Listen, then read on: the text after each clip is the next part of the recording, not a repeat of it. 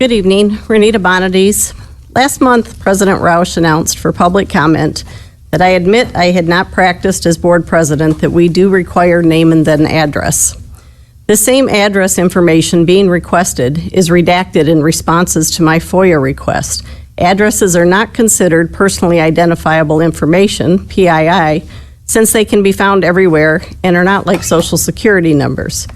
Now the board has decided to follow a policy 2 years after it was adopted on June 22nd of 22 under the previous board president. So the board is okay with asking for PII by your definition to be put on public record.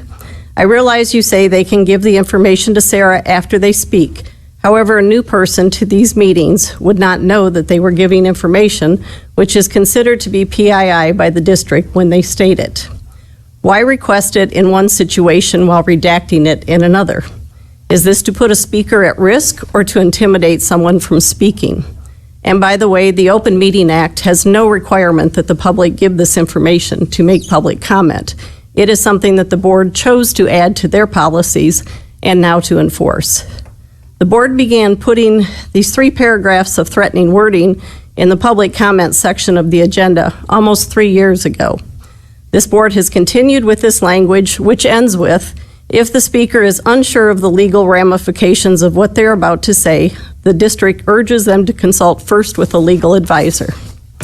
The requirement to have these 3 paragraphs is not in the policy manual, but the superintendent and board have refused to remove it and go back to the previous wording of the Board of Education will receive public comment. That does sound so much more inviting for the public to participate in these meetings. Finally, I submitted a letter to the board, and I'm not sure you received it, as it's not noted on the agenda nor in the agenda packet. Did you receive it? It was a copy of the letter to the editor about the missed opportunity at the so-called town hall meeting held last month. It is available online at the Midland Daily News website, and I have copies if anyone is interested. I would like to know what determines whose letters to the board get listed on the agenda.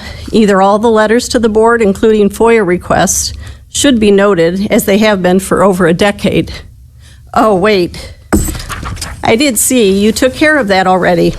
This month, the agenda was switched from correspondences to and from the Board of Education to simply correspondences from the Board of Education.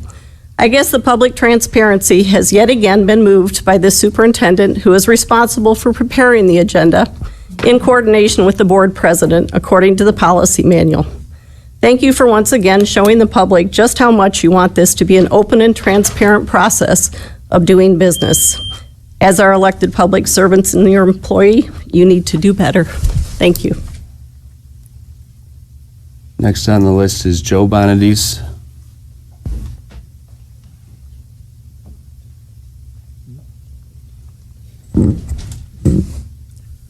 Greetings. To President Roush, what happened on September 6th at Central Auditorium was not a town hall. Full stop. Moving on. Thank you for sharing the population estimate for the bond. It appears you spent $500 to get a study with many assumptions. The most concerning assumptions are ignoring the fact that the U.S. is below replacement rate and the population is shrinking. And 2, that there will be no increase in homeschooling or other alternatives over the next 10 years. Mask the kids again, and you'll probably watch homeschooling rise again.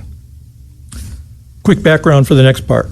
My father retired in 1989 after 45 years in a union job with a good pension. It was, however, not indexed for inflation, so he currently has a negative monthly cash flow, and we know the ravages of long-term inflation. So now we go to the marketing ploys for the bond proposals. In the past, we had a shrinking fund, and it had a start and an end with a finite period. So the first one. When we moved to the 2015 bond, and I, like many, was not paying attention to the fact that you basically wrote a second mortgage on my house, paying that full 2.95 millage for 20 years and tailing out to 35 years. Now you are wanting another round of bonds and speak only of the increase in the millage. I view this as highly misleading, as the 2.95 is continuing and all versions of the 2025 bond get you over 6 mils, and we'll be paying on that beyond 2055. There's a quick plot of the total mills with some assumptions on the rate of reduction on the latter half the numbers out to 2035 match your FAQs. And show the second one. And here is the same graphic in dollars, but that there's a light blue arrow that shows the rate of increase in the taxable value of my house over the last 3 years. All inflation, no improvements. Even assuming no hyperinflation, I'm on my way to $800 a year in 10 years, thanks to compounding. I took the liberty of adding your 2035 bond to this since your behavior looks like you feel entitled to that too. And I tucked inflation, if I tuck inflation under that, I'm on my way to over $1,000 a year. Please feel free to make your version of total millage over time instead of the increased smokescreen, and I'll gladly use that in future talks. From my perspective, you wrote an inflation-adjusting mortgage on my house in 2015, and you want to write another one in 2025. Your regular budgets have ballooned from $80 million in 2019 to over $110 million now, and third graders still can't read. So why should taxpayers fund these dreams while it's not working? Thank you. Oh, I got 22 seconds. You can go. I was in a focus group, and I was glad to be in a focus group. You still have a lot of people really pissed off about closing 5 elementary schools several years ago, and the fact that you looked like an automobile salesman with a feature package of three ads instead of having them split out was found to be interesting. Thank you.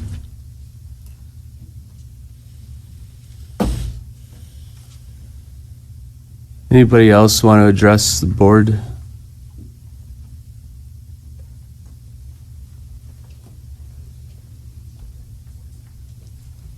Welcome. Hi, my name is Jessica Burdick. I just have a couple things from the original December 18th announcement to the town hall on October 1st. Scenario A, scenario B, and B plus, there was a $37 to $42 million increase in between those three scenarios. Where did that increase come from? I'm just curious. And then from tonight's discussion, obviously I haven't been able to process everything. None of us really have. But with the preschool or pre-K being in with the elementary school, in my mind, I'm thinking 3 and 4-year-olds with 11 and 12-year-olds. Let's fast forward that into older kid scenarios. That's putting like 11-year-olds with 18-year-olds. I don't think we would put 11-year-olds with 18-year-olds, you know? So why are we putting 3 and 4-year-olds with 12-year-olds? That's just my thought. But, and then as far as the extracurricular things, I would like to see what are the possible scenarios or outcomes that our students might be able to see, because in my mind, I know you guys have said time and time again that this might enhance our auxiliary departments, arts, music, etc. But I don't see how that's happening. You know, I had a discussion with somebody else about the marching band showcase, and one school could barely fit on the field. Combining Midland and Dow, if Midland can't fit on a field, how is Midland and Dow going to fit on one field? So just some things that have popped into my head that I wanted to share. Thank you for your time. Thanks for coming. Anybody else?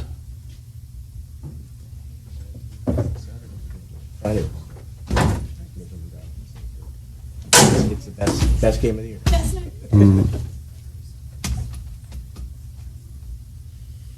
Rosemary Roberts. I would like to have some sort of guarantee that if I take time out of my day and get ready to come to this meeting on November 11th, it's not going to be another preaching to me about your opinion of how things should go. I was incensed by the fact that I came on that Monday night, made time, and I got the same routine that I got by coming to this meeting. I expected to be able to hear other people's opinions. I got none of that. 4 questions. So I just want to make sure that this open meeting on November 11th that I put on my schedule is going to truly be an open meeting, and you will really hear what the public has to say. Like when we said we want option A, you're trying to convince me now that the community doesn't want that. You're trying to convince me that you need to convince the public otherwise. That's not what we want to hear. We want to hear we're being heard.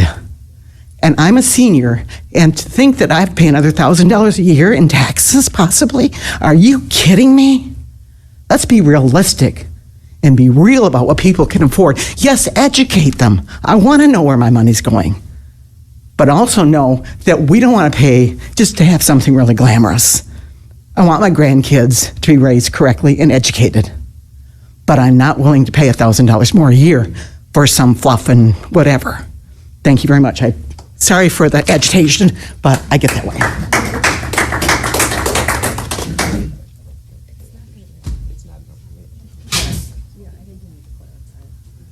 Anybody?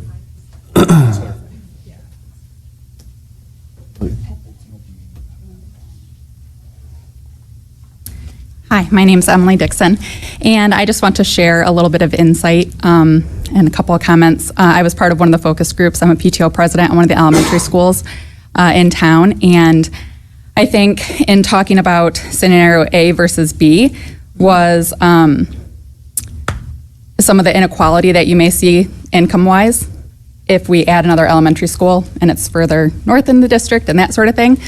And then just how that, I guess, drives a wedge as kids go through school. What I would like the board and the community to look at is that my second grader is in a class with 27 other kids, and Plymouth second graders are in a class with maybe 18 or 19 other kids, right? So we might be talking about the inequality in income or economic status or whatever, but when it comes to learning and class size and how many students are just in the building alone with zero extra space, in some buildings that are housing 600 and some kids that are really only meant for 400 and some kids. I think that's a bigger picture to look at instead of just where those economic lines are drawn with that. Also with bringing pre-K into buildings in scenario A, and scenario A and B, and my perception as a parent with a student at one of these really full schools, is that doesn't really get rid of the problem with overcrowding in our school if we take out fifth graders but then add in pre-K, right? We're still using up every little bit of space that's needed. And as for, I've heard the term the whole child a lot tonight, and I think it's unfortunate that we can't focus more on providing for the whole child right now as we look at our facilities in terms of playgrounds, equipment, field trips and that type of thing, because it's kind of a sad state when you look at it, and for me, which is why scenario A is a bit more appealing, right? Because it caters a bit more to leaving more for elementary schools instead of all the focus being on this one big high school and then these transitions, right? Because then elementary school kids get left behind still. That's kind of how it felt when I looked at that. But I sincerely hope that our community, instead of just looking, at tax dollars and how much that's going to raise, is that we, like grandkids, my kids, they deserve the best that we can give them. And it's our job, like we're here now, to do this with our school board and to help create the idea of what that looks like. But for that to come down to dollars is a little heartbreaking for me, but thank you. Thank you.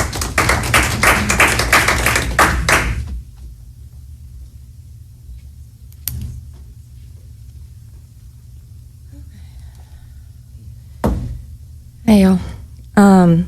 So my name is Christy Crow. 3 minutes is not going to be long enough for all the things I was going to say, but I'm just going to read this out to you as fast as I'm going to be able to do this. Cost is an issue, of course. There's no argument there. But like you'd mentioned, what is this going to look like in 50 years? Forget 5, forget 10, forget 20. What is this going to look like when we are gone? Like, buried us gone. You said the schools currently are between 50 and 100 years old, and they're still somewhat manageable. They're not going to be soon, and that's understandable. There's no way around it. But what is this going to look like in the future, the usefulness of each of these buildings? If you scrap one, the next one's going to have to hold out for another 50 to 100 years, and we're not going to be around to argue about it.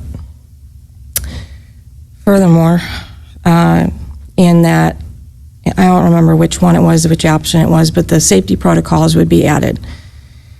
My question is, would it be wise to put more kids under one roof? You're talking about adding another 1,000 kids under one roof. Bullying has been a concern on the rise for years upon years, and we just watched you vote on expelling 2 students for fighting. I don't know how large our juvenile facility is, but it might get maxed out if we're talking about adding all these kids together without some help. Since some support, mental health is also an issue that we need to take into consideration as well. And of course, with the 2 schools combining, you're talking 2 rival schools, which I would assume would go as good together as putting Michigan State and State together under one roof. There's going to be a lot of hate in that first few years, because that's what this is, right? Like the rivalry, the back and forth. And what is that going to do for the community? What is that going to do, like I said, for the bullying issue and our lack of extracurriculars? Like I said, the schools need to be updated. I get that. Let's be smart about it.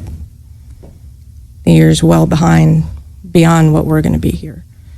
It's like you said, this is for our littles and the future of Midland. If we cannot provide something that we're staying for, they're gone. I was gone for 18 years, and I don't recognize anyone here. Anyone from when I lived here before. Most of my graduating class is in different states. And I know there's a lot of them that also left.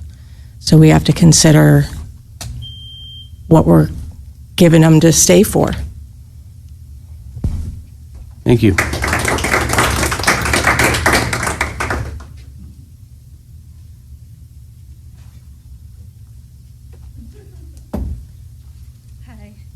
I have a couple questions regarding scenario A with the new school and the pre-primary. I seen on Gretchen Whitmer's website where she's trying to push as much daycare, for preschool age children. Is that why the push is for scenario A, more to add more like pre-primary, pre-K space? Why can't we just build like where Carpenter is, just add another preschool?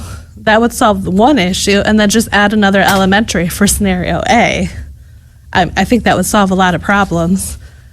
I just can't support scenario B. I have an 8th grader that just got first chair on saxophone. So I see for her future, she would have limitations for more competition if within a combined high school. I did go to the band showcase. It was awesome, but Dow High has the largest band in the district, and combining Dow High and Midland High, it would be huge. I see the vision of A, but it cannot support B. Thank you.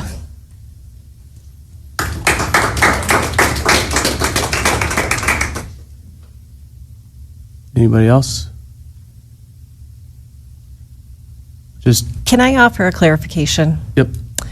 I want to make sure that board members understand the purpose and intent of that November 11th board workshop. That is an open meeting. There will be an opportunity for public comment, as there are at all open meetings, but this is a workshop for the 7 of you to engage in dialogue as a team, to grapple with the additional information provided and work toward consensus. I want to make sure you all understand that this is not an interactive process with the community in the confines of that meeting. The interaction with the community came through the survey, the focus groups, and all of the conversations that I know you all have been having with the community. I just wanted to make sure we were clear about that.